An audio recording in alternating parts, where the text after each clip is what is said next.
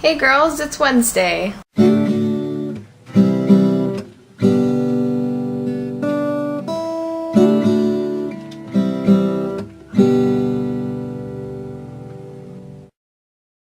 really happy that we decided to do this topic this week. I think it's kind of been a long time coming. I think it's pretty safe to say that all five of us really pride ourselves on being very strong, independent women, and I think one of the major things that has shaped us into the people we are today is the fact that we've had these strong female role models in our lives. And I think it's important to note that not only do we have these strong role models in public figures such as J.K. Rowling, who have inspired us to not give up on our dreams and to keep working toward those goals that we find important, but that we have also had really strong role models in our personal lives. And I'll mention my mom here really quickly because a lot of what I have to say has already been said by Lizzie and Jen, but I just kind of want to echo the sentiment that my mom has really been a big part of my life and has really shaped me into the woman that I am today. She didn't grow up in a big house with a lot of money.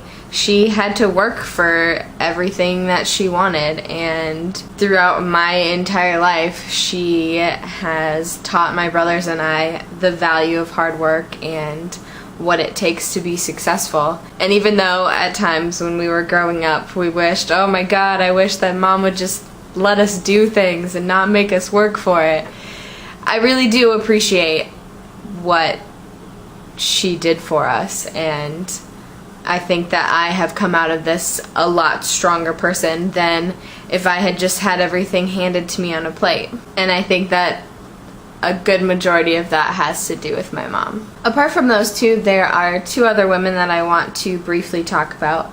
The first one being Jane Goodall. When I was in middle school and high school, I learned a lot about Jane Goodall because I was very interested in zoology and about studying primates, and I actually for a very long time wanted to follow in Jane Goodall's footsteps and go to Africa and study primates in their natural habitat. Even though I ended up deciding not to follow that path, I do still consider Jane Goodall to be one of my role models for a few different reasons. I think that she is a very intelligent, very compassionate human being, and I think that her research is phenomenal, and it's even more phenomenal when you realize that a lot of the stuff that she did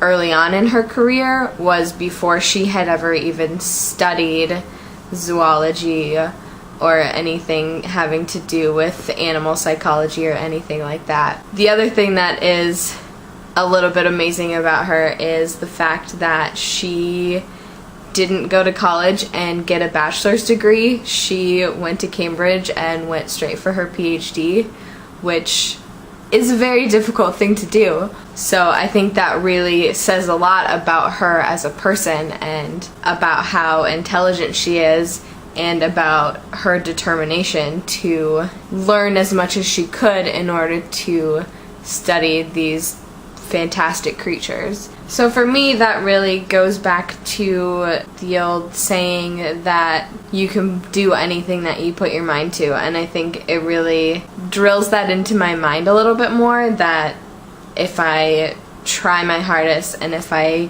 keep up working hard and doing all that I can do, that I will meet my goals eventually, and that I just need to work towards what I want and it'll happen. And the other woman I want to talk about has a not so cheerful story, but it is no less inspirational to me, and that woman is Sarah Kane. She was a playwright who suffered from depression for most of her life and ended up committing suicide in 1999 after only having written 5 plays and a short film. One of the things that really gets to me about her is that she did suffer from depression for such a long time, and she fought it for such a long time. Depression is one of those things that is so difficult for someone to go through, and it's so draining to use up all that energy to fight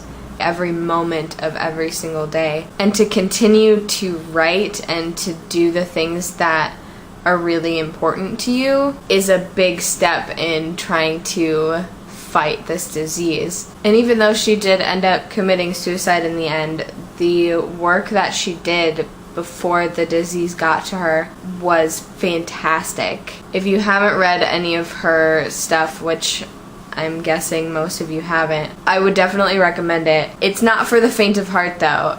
It is gritty and brutal and violent, and it's really indicative of how much pain she was in. And that's the thing that really inspires me about her, is how deeply invested she was in her writing, and how just by reading one of her plays you can really feel how much pain she was in, and you can really see the struggle and the way that the world looked to her. And I just hope that someday that I can be as good of a writer as she was. Anyway, I think that's all I have for today, but I look forward to seeing the other 2 videos this week, and Sarah, I'll see you tomorrow.